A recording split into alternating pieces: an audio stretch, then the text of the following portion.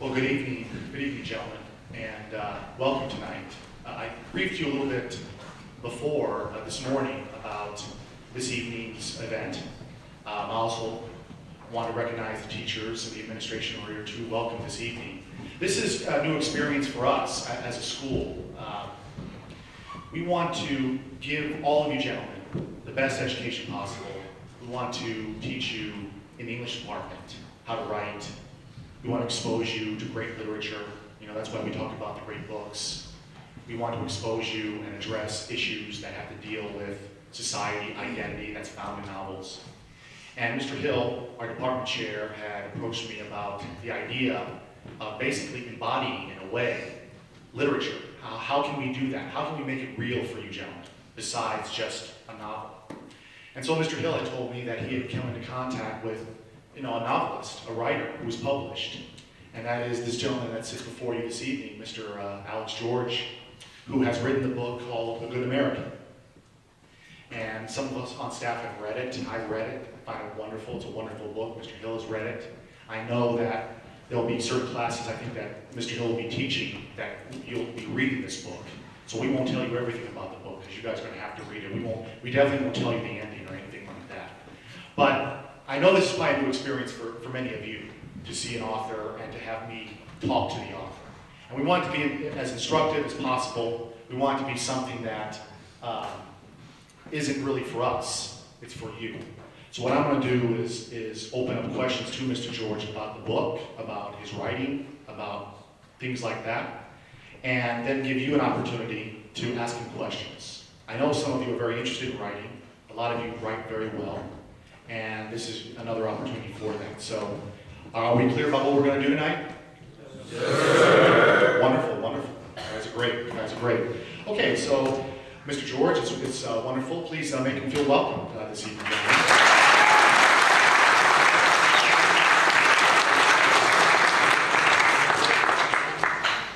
Thank you very much. Thank you. So the book is called A Good American, and there's so many themes in this book. There's so many subjects to tackle in this book. And all of you understand in classes, in history, in English, you're dealing with all sorts of different things. But one thing that I found after reading this book was the whole idea of immigration, the immigrant experience. And you've got at the beginning of the book these two people, Frederick and Yeti, who are German immigrants coming to this country. And so there's this strong immigrant feeling. And what I'd like to ask you first is, what was it about the immigrant experience? Why did you choose this kind of experience in your novel? Well, it's a good question, and probably like now you're talking for all of 5 seconds, and you may be able to realize that I'm not from around here. I'm actually from England. I've lived in Missouri for 10 years now. And I began writing this book about 8 years ago. I lost count after a while. And when I started it, there's a piece of advice that writers are often given, which is write what you know, which I think is good advice with one important proviso, and that's that you actually know something that is worth writing about. And when I was thinking about that and thinking about what topic I might tackle next, for my next book, it occurred to me that what I had done a couple of years previously, picking up my family and everything that I owned and moving 4,000 miles into the middle of a country that I didn't know very well, might disqualify. So I began thinking about the immigrant experience as a topic of something to write about. And when it comes to this sort of thing, my family has 4. My mother was actually born in New Zealand, which is right on the other side of the world, down at the bottom next to Australia. And she came to England in 1962. This was in the days when they didn't have aeroplanes, people didn't go anywhere. She went on a boat, and it took 6 weeks to go all the way around the world. And she came to England thinking that she was going to be there for a year to teach, and she met my father. And that was the end of that. So she got married, and they stayed in England. And in fact, her great-grandparents left England in the 1870s and went to New Zealand. And in some ways, what my great-great-grandparents did, moving from England to New Zealand, and what I did 10 years ago, moving from England to Missouri couldn't be more different.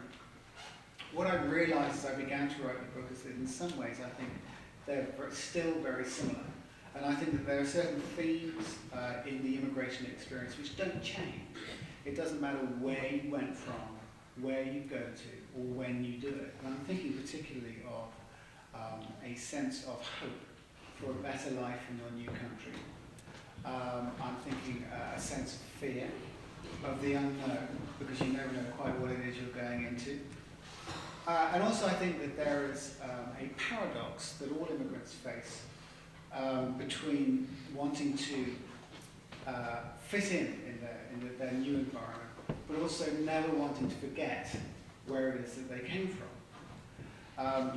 My mother has now lived in England for, I don't know, 52 years or something, but she still calls New Zealand home. And so there are all of these conflicting emotions pulling immigrants back to where they came from, into where they've gone. And so that was all good stuff and good, interesting things to write about. And it was particularly appropriate to be telling this story in the context of America, because, as one of the characters said in the book, we all came here from somewhere. That every family in America, just about every family in America, has a story like this one, somewhere in its past, whether they came 20 years ago, or last week, or 300 years ago. Yeah. So it's got, and I really didn't realise that when I began writing the book. It was really only after the book was published, and I've received hundreds of letters from readers who had told me their own immigrant stories, and it's amazing to read these stories and the sacrifices that people have made to come to this country and to live in these United States. And that was a really wonderful additional benefit of writing the book that I hadn't anticipated. Yeah. And of course those stories will have the additional benefit of actually being true, whereas I just made mine up. Between when you looked at Frederick and his wife, Jetty, she has a harder time assimilating to Missouri. She was, ironically, the one who said to him, let's go to America. But then she struggles. Was it something in Frederick that was his personality, one that was more positive? Did he have stronger hope? What was it that distinguished the two, and why did Jetty struggle like that? Well, I mean, you're right. Yetta was the one who wanted to leave. What I wanted to do, and one of the jobs that a novelist has, is to create the most interesting story and tell the best story he can. And so you need to have conflict, and it would have been really boring if everybody had felt the same way about it. So one of the reasons for doing it that way was simply that I wanted to create a tension between the husband and the wife. So Frederick embraced America wholeheartedly, and and his wife it was hard for her, and she felt homesick, and she missed her parents, and she began cooking all of this German food to try to recreate home. But the other reason for doing it is that when I moved here, I had mixed feelings about coming to America and about living in America. And what I did was to take those various emotions and split them in two. So I gave all of the positive ones to Frederick, and I gave all of the less positive ones, excuse me, to Yetta, and see how that played out, and see what that conflict looked like. So it was helpful for me, and it was cheaper than going to a therapist to do that. You know, on page 64, I want to quote from the book, because the writing is very good. Mr. George uses a lot of description and really tries to color and really give good words to the descriptions of this. And on page 64, he talks about Frederick, who is this German who comes to this small town in Missouri, very close to Mexico, close to Colombia really, but just in this area in central Missouri. And he writes, because Frederick loved America, he loved its big open spaces, the sunsets that drenched the evening sky in blistering color. He loved the warmth of the people, a Above all, he loved the smell of the promise that hung in the air, which I think that struck a chord with me. I'll repeat that. Above all, he loved the smell of the promise that hung in the air. Europe, he could see now, was slowly suffocating under the weight of its own history. In America, the future was the only thing that mattered. Frederick turned his back on everything that had gone before and looked ahead into the bright lights of the young century. Here, a man could reinvent himself. And it dawned on me a little bit because, there was a book that I remember Alan Bloom wrote, Closing the American Mind, back in the 80s, and he makes the point that someone from Paris, a Parisian, knows a Parisian is a Parisian. He's got all this history behind him. He's got the culture. He's got the food, the music, everything, the language. A Roman is a Roman. But an American is different. And the weight of history that was hanging on Europe, the way you write it there is somewhat of a negative thing, in the sense that it can hold you back. Can you speak a little bit to that? Yeah. It can hold you back. It can also be, it really depends on your point of view. You can either embrace it, you can ignore it. Nobody is bound by these things. Right. I think but you're right, what Bloom said was right in terms of identity. And yes, Parisians, they know who they are. They know that they're going to be, back to descend into cliche there, but I won't do that. But you're absolutely right. Whereas in America, there is less of that molding. And of course, people are very proud of their family histories, and very often, in much the same way that I was talking about people writing about where they came from, those family histories go back from America and they go back to Europe or wherever it is that originally families came from. But I think that there is a sense here that there's more fluidity socially and geographically, so people are more prone to move around, which means that there is less of the, yes, I'm a Parisian, and my father, I'm really doing French accent, I suppose, my father was and that sort of thing, people do. So, and I think that can only be a good thing. One of the reasons why this country is as great as it is because it is founded and populated by a wealth of different peoples.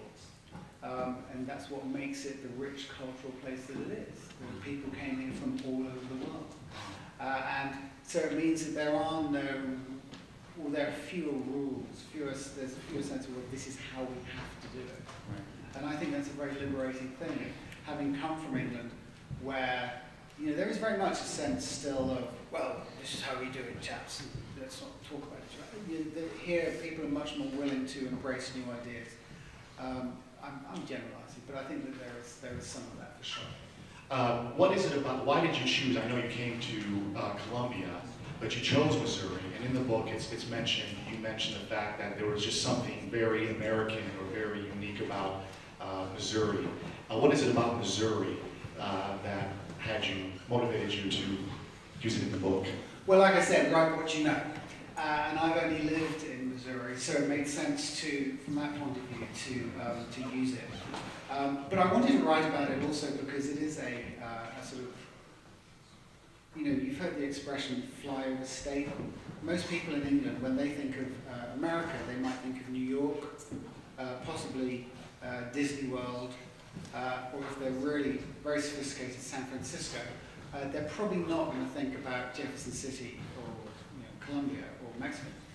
So I wanted to explore that, and I chose Missouri because it's where I know, but it's really more about small towns. It's about the out-of-the-way places that get flown over, because that's where life goes on. That's where things, maybe not headline-grabbing things, but there are dramas, there are stories, there are families, there are secrets, and all of those things that make up a life, they happen everywhere.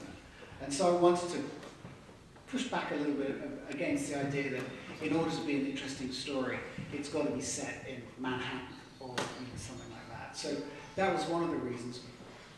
Also, when I made the decision to write about immigration, then everything sort of fell together and I decided I wanted to do it set it in Missouri.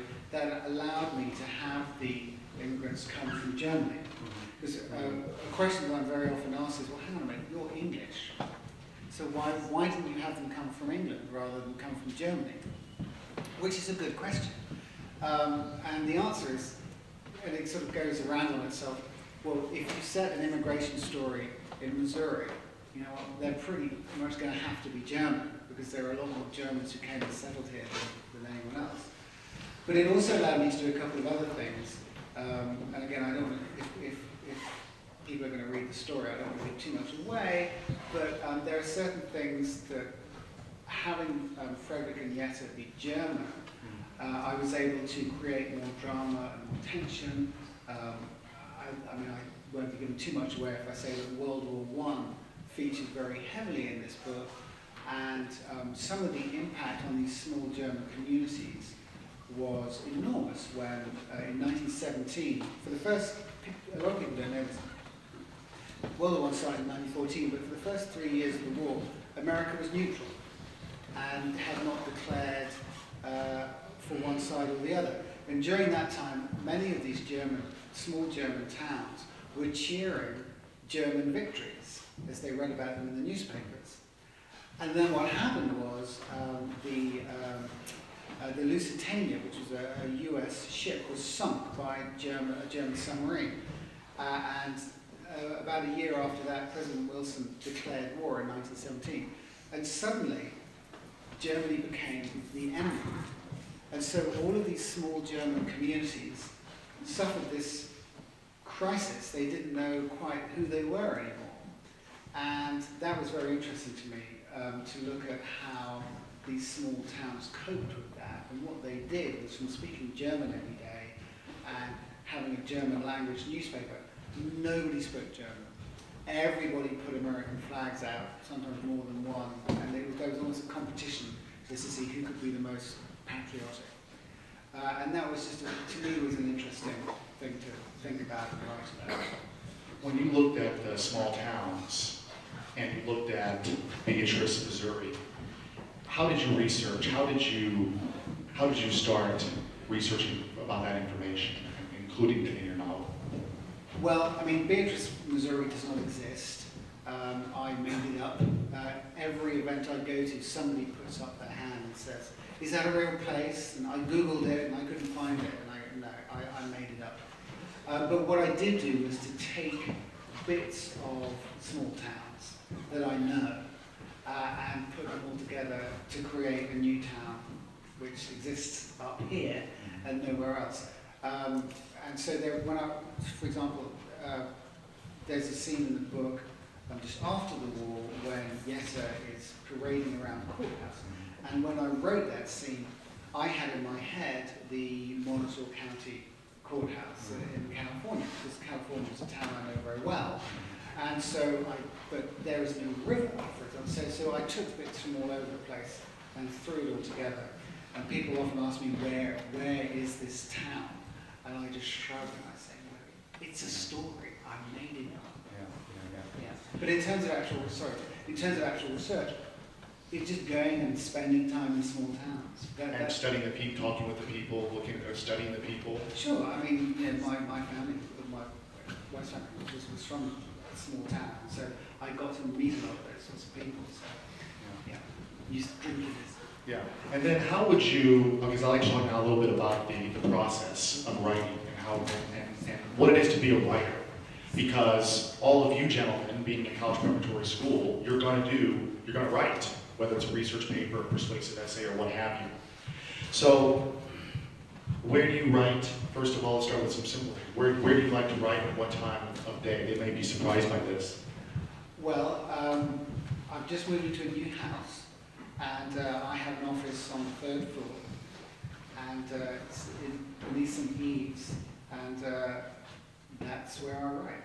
It's quite quiet most of the time. My dog sits there and watches me, and that's where I do it. Now, as for when, I get up at 5 o'clock every day, and I write from 5 to 7 every morning. that writing that you do, is it nonstop? Is it fluid? Do you have to pause and read papers, look at research? Those 2 hours, what's that experience like? Well, it varies from day to day, but one thing I can say is, it is not non-stop. Okay. I really wish it were. I'd get a lot more done and write my books much more quickly. It varies from day to day.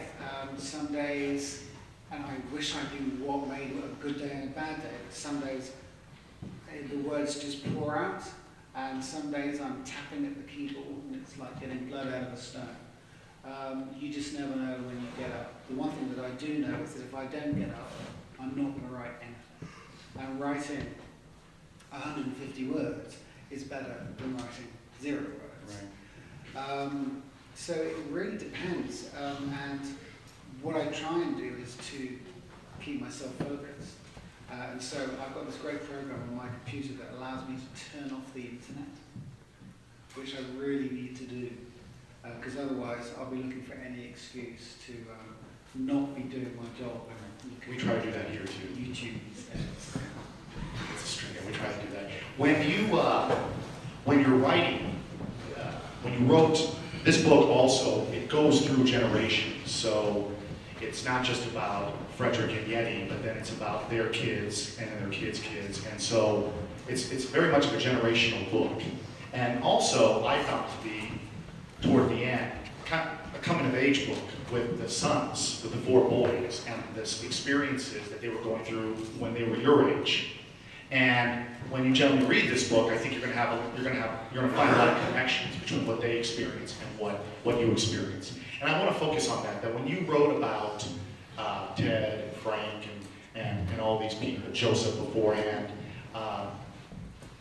the coming of age things, where did you find that? Was that just something that you knew, again, just your research, your own personal stories, or things of that nature, the falling in love, and just the different things that the high school boys were going through?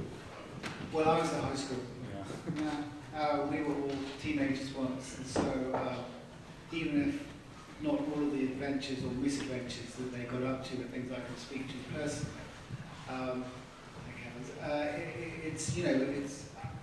I didn't do any particular research. It was just imagination and just thinking about these things and how life goes. I'm kind of intrigued also about your strand of, you mentioned atheism in the book, and Joseph Frederick has this very agnostic view of religion, and then Joseph basically is an atheist, and then he has a son though, who then becomes basically, you might say, just a born again. And but somehow it's kind of working. Somehow it all fits together. Is that basically a reflection of America? Somehow it fits together? I think it is. You can't. One of the things that I wanted to do writing this book was to hold up a mirror to America in the 20th century. And you can't do that without talking about religion in some shape or form. But I didn't want to take the obvious route.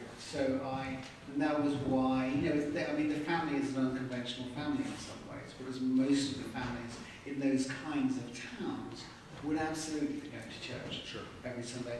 And this family didn't. Right. And sometimes it can be more useful to look in from the outside rather than being on the inside, looking around. And so it was just a different perspective. That was really why I did it that way. I see. Okay. And then also the racial, there was a racial component, and Lomax, the African American, helping the family early on, and then his demise. And I don't want to give too much away, but again, there was tension, but that family was able, and especially Yeti, able to work and find solace in this African American gentleman, helping her once Frederick passes away. Sure, and again, you can't write about America in the 20th century without talking about race. And that was something that I discovered, and there's a scene early on when Frederick, the father who comes over, he's managing a bar, and there's a knock on the door, and there is an African American gentleman who's a piano player, who comes and he wants to play the piano. And Frederick just doesn't know what to do. The community is an all-white community. And he's very, very naive about matters of race. That was me in 2003. When I arrived, I had no idea that race was still as much of an issue as it is in America. Now, there are bigots everywhere, unfortunately, and in England and in Europe, we have those sorts of issues, but it feels very, very different to me to what happens, what is happening in America. And my probably rather simplistic explanation for that is that the ethnic minorities in England are by and large economic immigrants, and they came over in the 1950s and the 1960s to find work, and they settled mainly in the north of England, and whether these are Indian communities or Pakistani communities or Caribbean communities. But they came voluntarily. And so my simplistic sort of explanation for it all and why it feels different is that England is not burdened by the same weight of history of slavery that this country is. And that, I think, is the difference, and why when I arrived here 10 years ago, I was totally unprepared for how important it remains. So, when I wrote that scene, I was thinking about me and my naivety when I arrived. And as time goes on, he learns a little bit more and he works out what it's about. But when Lomax arrived and his fate, people get very angry about what happened to him. I've had readers, get very upset. But as I was saying to somebody earlier, as a novelist, you have to, even though you're making up stories, you've got to tell the truth. You have to tell the truest story that you can. And unfortunately, back in the 1930s, which is when this episode took place, what happened to him was what happened, Right. no matter how awful it was. It made me think when you used, I'm glad you used the word naive, or being naive, Frederick being naive. That naivete, in a way, was good. It was good for Frederick to have that when confronting this, because he did not have, as you were saying, all that ugly history that the American does have. And it just dawned on me also that, talk about reinventing oneself, that with the German experience in this country, or the Italian experience, or the Irish, they're coming with this kind of naiveness, but they're open. And they're open to learning from other people, helping other people, and connecting with other people. I think that's exactly right. I think immigrants come to this country now. In fact, we were talking just before about how some people close themselves off, Right. and they create little cocoons of whether it's Italians or Irish, but I think by and large that's the exception that proves the rule. By and large, people come here and they are open. They want to invest themselves emotionally, financially, in every way into their new home. Yeah. And so, yeah, they are open. They bring, and again, it goes back to what I was saying about the greatness of this country. It's the melting pot, that old cliche. People come and they bring to their communities whatever it is, whatever they have come from, but they're not closed off, and they embrace the new. And I think that can be a wonderfully productive and exciting combination. I'm kind of curious about, Frederick is definitely a patriot, and he's definitely, unlike his personality, like we were saying earlier, is much more assertive, much more extroverted, and he has this strong hope, and yet the wife struggles. When World War I occurs, what does Frederick do? He fights, he joins the army. He doesn't have to, he's older, he's got a family, but he doesn't. And I just, it struck me that, did his patriotism go too far? That is to say, here's someone who opened up, the restaurant, raised his family, loves America. Why does he have to prove himself, even more, leave his wife, leave his kids? Why does he have to do that? And he can still be a patriot without having to fight. Yeah, you can. You absolutely can. And the answer is that was what he felt he needed to do. He felt that this country had given him freedoms that he didn't know before, and he felt that there was a debt that needed to be paid. And so he paid it. And it is, whether or not the reader agrees with him, it's pretty inspiring that he felt so moved to do that. That leads me to a question here that I want to ask, and I think it's very interesting, this whole idea of debt, or let me just articulate rights and responsibilities.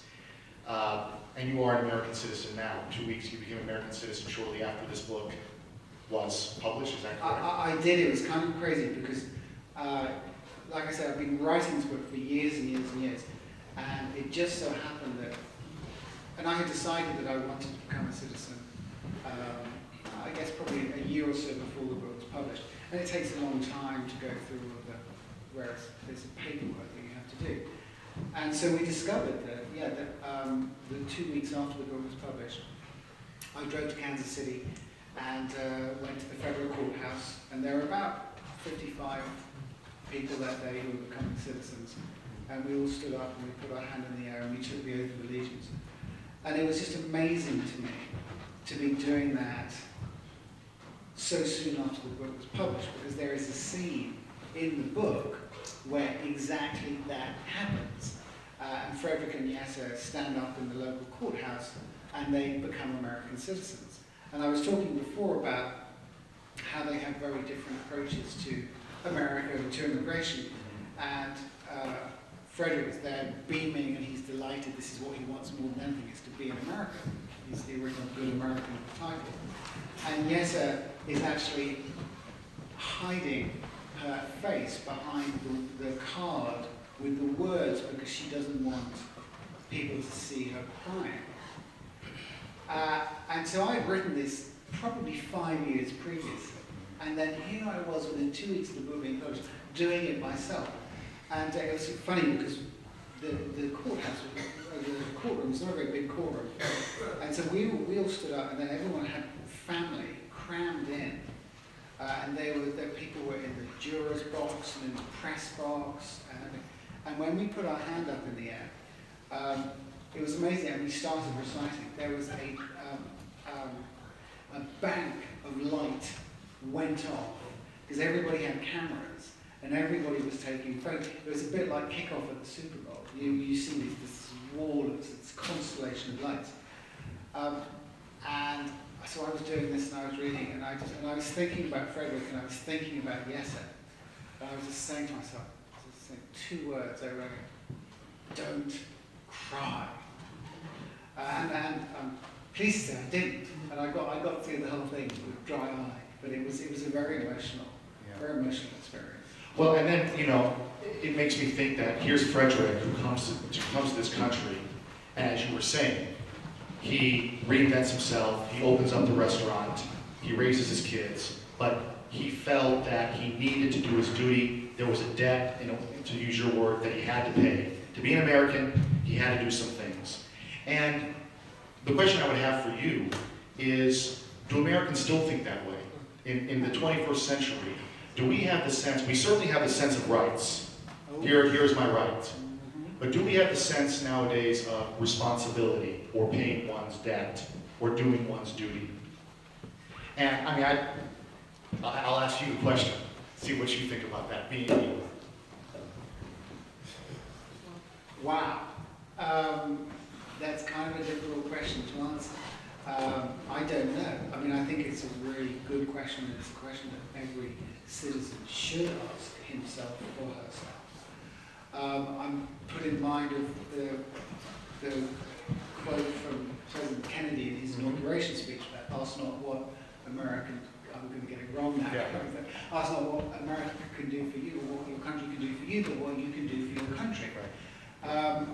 Wonderful sentiment, and I dare say that in the decades that have passed since then, people's approaches have changed, and it is more now a sense of, well, what are my rights, and less a sense of what can I do, which is a shame.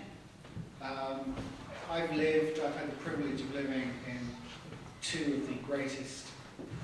democracies in the world. And as Winston Churchill said, democracy is the worst form of government in the world, apart from all of the others. And I think that, living in democracy certainly gives you responsibilities. You have a responsibility because you have this extraordinary right that most people who don't live in democracies don't have, to vote and to be informed and to have an effect and to make a difference. You can go out, you have this extraordinary thing in this country called the First Amendment, which means you can say what you think and no one is going to shut you up. So this is a wonderful thing, and it's a liberty, and it's one that you should all cherish, and you should make the most of it. Get informed, learn about stuff, and then you can go ahead and make a difference. That's a responsibility, and it's one that many, many people take for granted. And it seems to me that the immigrants that came to this country, they are very conscious of that. Whereas an American born in this country, you tend to take that for granted. But those who struggled, in St. Louis, you have the Italian section. Those Italian immigrants at the turn of the century, 1880s, 1890s, they had a very strong sense of duties, of voting, of paying your way, of working hard, doing those things. Whereas the Americans took that for granted. And this book, I think, does a good job in showing Frederick in a way, someone says to Frederick early on, love your wife, raise your kids, be a good American. And I was going to ask you, what does that mean, to be a good American? You say, be a good Parisian, be a good Roman, be a good Mexican, be a good Chinese. We know what those cultures are. Those cultures have so much history, so much beautiful history and culture. When you say, be a good American, what does that mean? Yeah, that's not the first time I've been asked that question, unsurprisingly. The first time I was asked that, I was floored. I had no idea what on earth I was supposed to say. And I thought about it afterwards, and I thought about it a lot since then. Now, you just talked about beauty and history and the things that Parisians have. And that's true. But what we have, and I'm happy to be able to say we now, what we have in this country, we have two things in particular that nobody else has. And I'm thinking of the Declaration of Independence and the United States Constitution. Now, I'm a writer and I'm also a lawyer, so I have a certain reverence for words. They're the tools in my trade. And those two documents are inspiring. The principles that are enshrined in them are just unimpeachable. And the freedoms and the ideas are things that are a beacon to the world. So when I'm asked this question, what does it mean to be a good American? I wouldn't presume to have an answer, because I'm sure we would all like to think that we're good Americans, and so there are as many answers to the question as there are people. But I have a clue as to where you might start to look. And it's in those two documents. It's in the Constitution and in the Declaration of Independence. And I'm thinking in particular of, I guess, 4 principles that you'll find in those documents. Freedom, equality, diversity, and tolerance. And if you can live your life in accordance with those principles and following those ideas, then I would think you'd be making a good start towards being an American. That's a nice answer, a very nice answer. I was thinking in the author's notes of the book, you mentioned that in England, when you practice law, it's based so much on the history, the precedent, the unwritten code of law. But you were attracted to the fact that the Declaration and the Constitution, these are written documents. And somehow it codifies, it strengthens, it solidifies. It does. I've got them on my iPhone. It's crazy. You can just look it up, go down, there it is. And that is really quite a thing. Now, not to say we don't get into discussion about jurisprudence. I think that there are problems with having a written constitution too. It can be abused, but notwithstanding that, America, this country may not have the history of France or England, but it has this instead. And there are times, and as you get older, this will become more apparent, when youth can be a virtue. And this is one of those times. The fact that the founders of this country came here and wrote these documents very deliberately to enshrine certain principles, and then off they went, and off the country went into the future. It's pretty cool. If you, changing gears a little bit, again, back to the writing, a lot of these guys out here like to write, and they're going to be writing everything from college essays, college application essays, to they're going to participate in a Walls Prize speech contest. They're going to do all sorts of things that deal with writing. Can you give them, what tips would you have for, not necessarily budding novelists yet, but young men like here who just want to become good writers and they want to get their ideas on paper?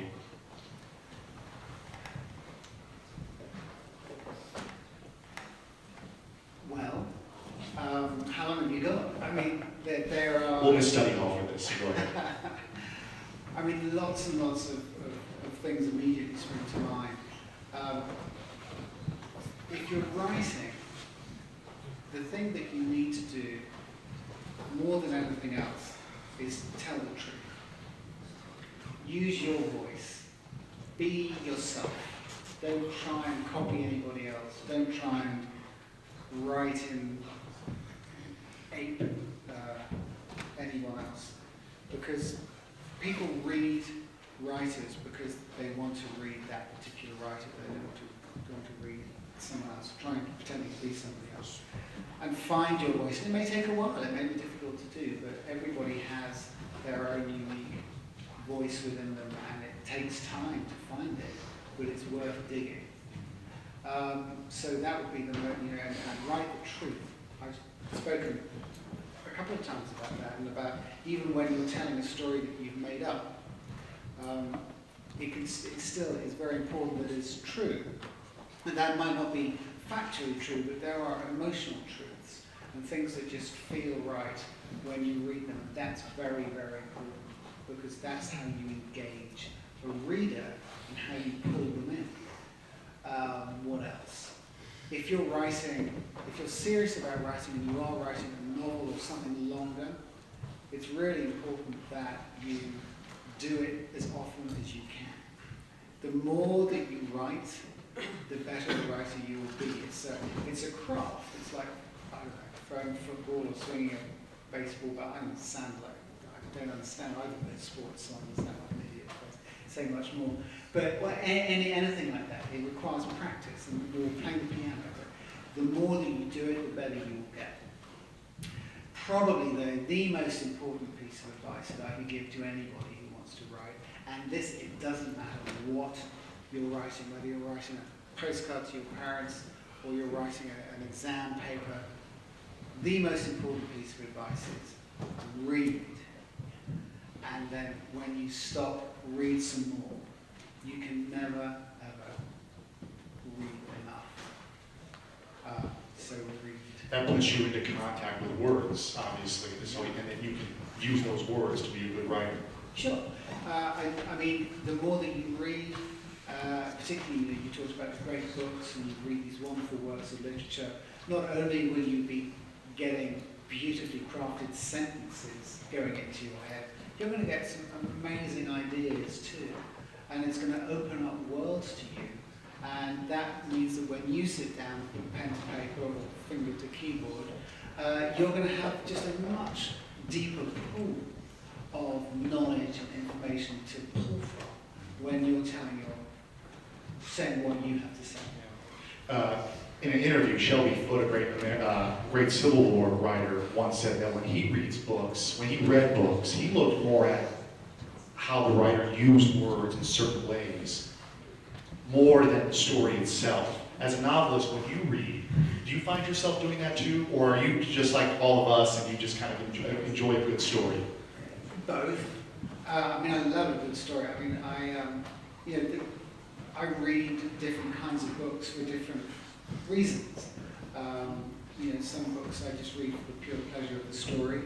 Other books, some novels really don't have much of a story, but that's okay too if they're written in a way that you can just relish the sentences and the words. They're beautiful. They just roll off the page. The best books, of course, are when you get them both combined and you get a wonderful story and beautiful words as well. But I agree.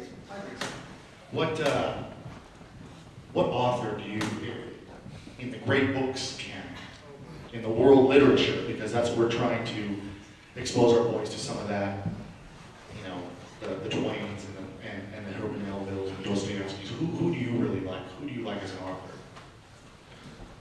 Well, people very often ask me, what's your favourite book? Which is a little bit like being asked, who is your favourite child? I've never decided. My favourite book actually is probably one of the great books. It's The Great Gatsby. I just think it's about as close to perfection in a novel as you can get.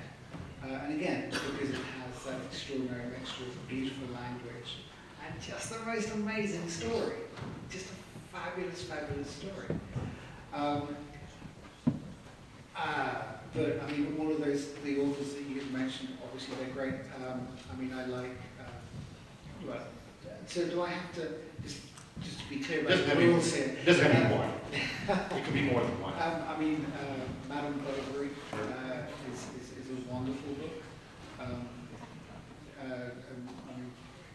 My favourite Russian novelist is Anna Karenina. So, but I could go on. At this point, I want to hear from you. I want to hear something from you guys. And I know there's some questions out there, and there's probably some apprehension. But I'm going to open it up for some questioning about anything, about the book, about writing, about Mr. George's experience. Mr. Hill's coming up.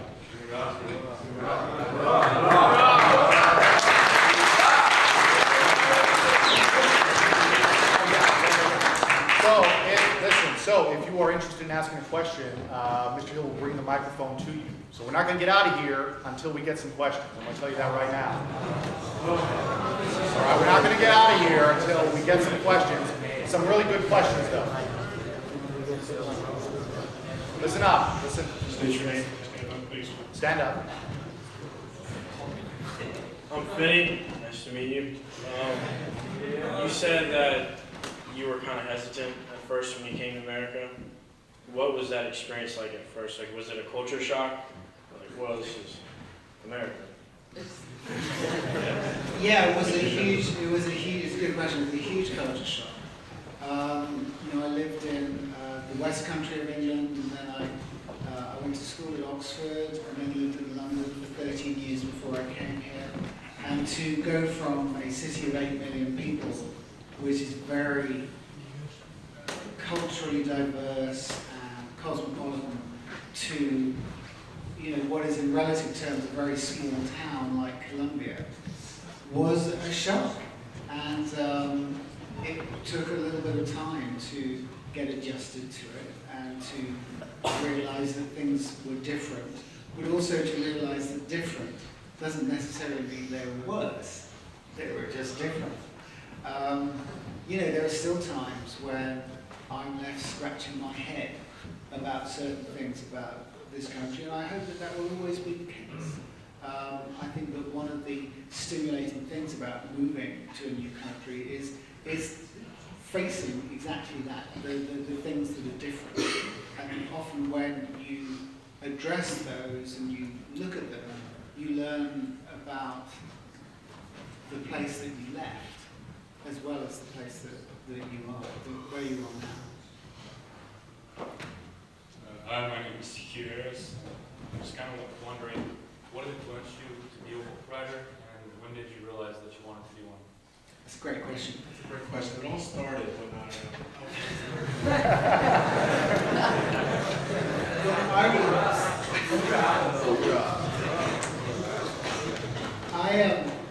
I would love to tell you that as a 6-year-old, I went around with a notebook, jotting down thoughts about the human condition. Yeah, no, it didn't work. Not at all. It actually began in the mid-1990s, which ages me somewhat, when I was working in London as a lawyer and just reading a lot, because I always read a lot. And I just went through a period of reading a bunch of really bad books. And I was saying to my friends and colleagues, these books are awful. I could do better than this. And it was finally suggested to me that rather than just talking about it, I should shut up and put my money where my mouth was and start writing. So I said, okay, and I did. And I mean, nobody's more surprised than I am to find myself here now talking to you with 5 books published. But that was what it was. It was kind of a, you know, it's not the most romantic story in the world, but that was what it was. And I did it more just to see whether I could. And you know, I got up early every morning before work and did it, and then after a year or so, I discovered I had a novel, which I managed to sell. Hi, I'm Alex. I haven't read your book, but like, from what I understand is you were talking about immigration, and I just want to know, why did you pick a German to come from like Germany to the U.S.? Why not like another nationality? Okay, well, as I said before, if you're writing about immigration in Missouri, you pretty much, they have to be German, because many, many more Germans came than, for example, in Boston, it could have been the Irish. In New York, it could have been just about anybody. But here, it has to be German. And as I said, there are certain things that happen in the book that having them be German allowed me to do. One of which was when they arrive, when the young couple arrive in America for the first time, they don't speak any English. And the way that Frederick and Jesse address that problem and the way that they learn English is very, very different. And I did that because it shone a light on their different aspects of their character, and that would have been something that I wouldn't have been able to do if they had come from England and they already spoke the language.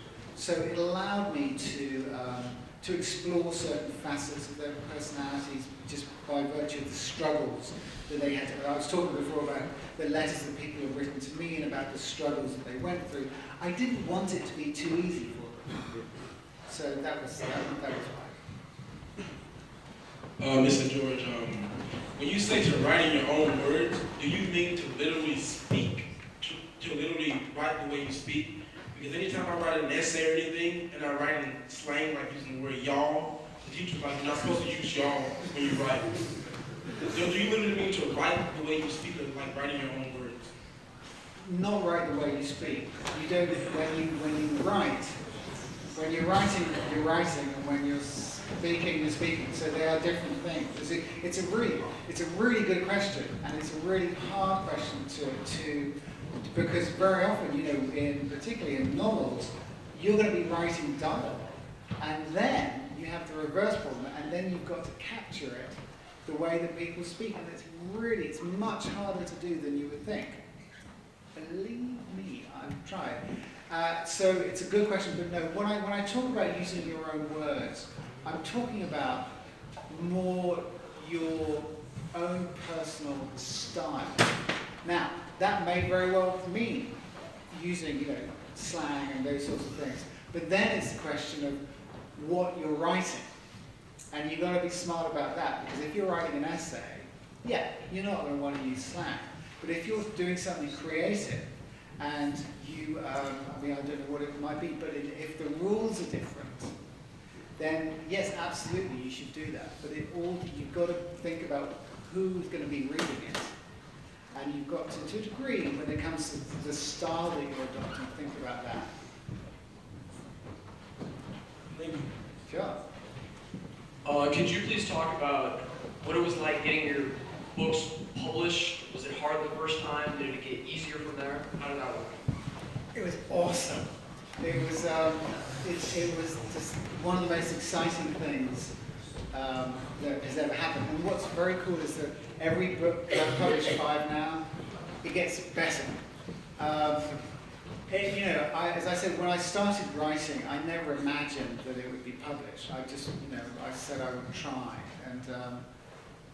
Getting published is a long and very difficult process. Statistically, the chances, not to put anybody off, but the chances of being published are fairly negligible. Lots and lots of people write books, very few are published. I was extraordinarily lucky to be one of the few who got published.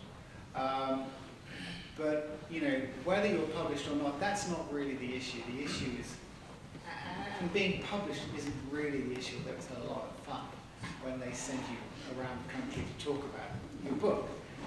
What's much more important is writing and the joy and the satisfaction from actually putting the words down on paper and telling a story.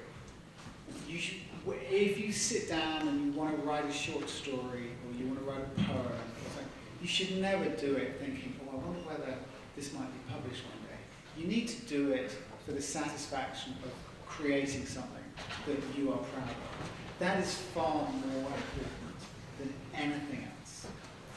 And the chances are that if you do it that way, your chances of having it published and being successful will most likely go up, because if you really put your heart into it and it's really something that comes from you, readers will know that. They can tell, they can smell that stuff, and they can smell when people mean it and when they don't. So publishing a book is a wonderful experience. And, I get kind of talk to people like you, which, if it was sitting in my drawer at home, I wouldn't have been able to do. But it's not the most important. Hi, sir. My name is Jacob. You mentioned individuality within all of your writings, or within writings that we should have individuality. How much do you believe that you have been influenced or have been impacted by other writers within your writing? That is a fabulous and very smart question. More so, a bunch, no doubt. And that's kind of the way that it works, and that's why it's so important to read. And the more that you read, and the more that you take in as a reader, like a sponge, then you will process it, and it's going to come out again. You do need to be careful. There was a while when I was reading a lot of Jane Austen, who I should have mentioned. Jane Austen is a wonderful writer. And for a little while back there, I was writing like a sort of an unmarried 30-something woman from the 19th century, which really wasn't me at all. So, well, obviously, so you need to be careful that you sometimes, a bit like a parrot, you read something and then it comes out again in much the same way. And when I talk about having your own voice, it's not something that, to be honest, you're likely to have yet. It's something that is going to be a work in progress. And it will change depending upon what you write, what you read. So the more you read, and the wider that you read, the more you will have at your disposal to pick on. And you say, well, I like that. And so, read. But everybody is influenced by everything that they read. That's why we do it. So I'm going to put my hand up and say, yes, absolutely, I was influenced by every book I read, for sure. Good evening, Mr. George.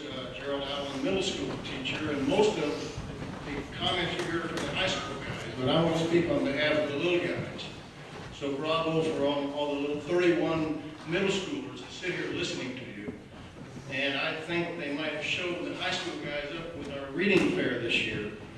And they talked about many things like Hunger Games and Walter Dean Myers, Fallen Angels, etc. Beautiful books.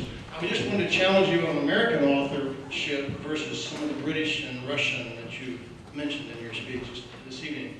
We pushed, and Jack Hill and I talked just before we came here in your presence about Mark Twain. Of course, Faulkner was big. Of course, that's high school level, so I just want to challenge you on what's your favorite American, now that you are an American. Well, actually, I read more Americans than anyone else. And I think, are you really going to make me choose one? In fact, John Updike, John Irving, what's his name? Philip Roth, Saul Bellow. There are an insane number of utterly wonderful American writers. And the question before was about influence. And those guys have influenced me more than just about anybody in terms of just aiming high and learning what literature can do and the transporting effects of it. They're extraordinary. Sir, you mentioned that many people submit books to be published. What made yours stand out? I have no idea. It may be something to do with the dead hamster that was killed on the second page that made the editor keep reading. I honestly don't know. I was very lucky. I think that it was bought in 1998. And at that time, there was a particular kind of book that was being published in the UK. It's you can probably guess from the Dead Hamster, it was a very different book to this one. It was a comedy, and frankly, it was pretty awful. When people tell me occasionally, they write to me and they say, well, I loved A Good American, I went to buy all of your other books. And I go, no, don't do that. Just stick with the one that you've read. So I really don't know. Publishing, like everything else, is subject to trends and things which are popular one year aren't the next. I was just very lucky. I managed to hit a particular time, and the book struck a chord. I'd like to think that as I've grown older and as my craft has developed, my more recent books have a longer lasting appeal, and that it would be lovely to think that people might still be reading A Good American in a few years to come.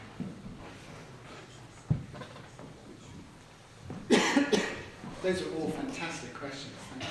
Very good question, Jack. Very good.